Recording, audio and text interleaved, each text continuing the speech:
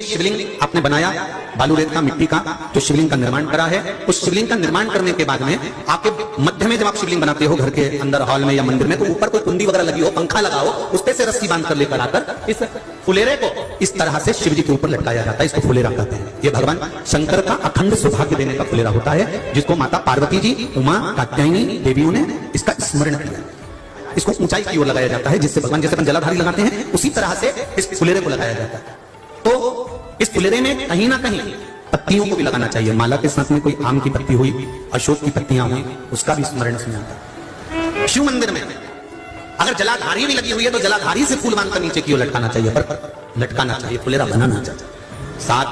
फल हैं फुलेरा। पहला फुलेरा, जो नारी व्रत करती आती है और व्रत क्रम उसका चलता रहता है, उस व्रत कर्म के अंतर्गत मान लो किसी कारणवश बीमारी में, कोई कमी के अंतर, कोई सूतक सावड़ के अंतर्गत अगर नारी पूजन नहीं कर पाती है और उसने केवल फुलेरे का दर्शन ही कर लिया, अपने पलंग पर पड़ी पड़ी भी फुलेरे का दर्शन कर लिया है, तो नारी को हरतालिका तीज के व्रत का फल प्राप्त हो जाता है। दूसरा, यदि कोई नारी आई और उसके संतान नहीं, 10 साल, 8 साल, 5 साल, 6 साल, 7 साल, 12 साल, 15 साल हो गए, उस फुलेरे का मात्र स्मरण कर एक पुष्प भी उसने अगर हल्दी कुकू का लगाकर उस फुलेरे का टच कर भगवान शिव के पावन चरणों में रख दिया है और विनती कर गई है, तो अगला फुलेरा वो खुद बनवाती है, उसकी गोदी में संतान आ ही जाता है। तीसरा, हम गौदान नहीं कर पाते, हम स्वर्णदान नहीं कर पाते, हम वस्त्रदान नहीं कर पाते, हम मुद्रादान नहीं कर पाते, हम अन्नदान नहीं कर पाते, हम ये सारे दान अगर नहीं भी कर पाते हैं, तो शिव महापुराण की कथा कहती है तीसरा फल फुलेरे का है कि मात्र फुलेरे का दर्शन स्पर्श कर लेने से सारे दानों का पुण्य फल प्राप्त हो जाता है। चौथा महत्व है महाराज, चतुर्थ महत्व हरतालिका तीज के फुलेरे का है। जो कुंवारी कन्या हरतालिका व्रत करती है या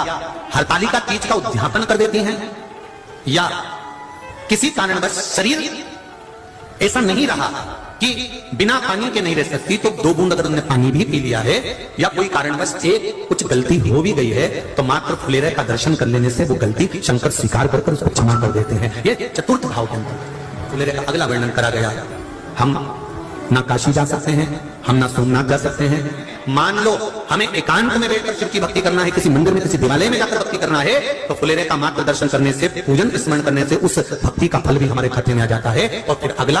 आखिरी का जो वर्णन किया गया है वो कहा गया कि पार्वती मैया गुफा में जाकर भगवान का भजन करती थी, शिव का स्मरण करती थी और फिर अपनी सहेलियों के साथ बैठकर शंकर का स्मरण करा, जिसका फल पार्वती को मिला। तो कहा हम ना किसी गुफा में प्रवेश कर सकते हैं, हरतालिका तीज के दिन फुलेरे के नीचे हम भगवान शिव की पूजन करते हैं, तो हमारा वन में किया गया भजन का फल ही हमको प्राप्त हो जाता है।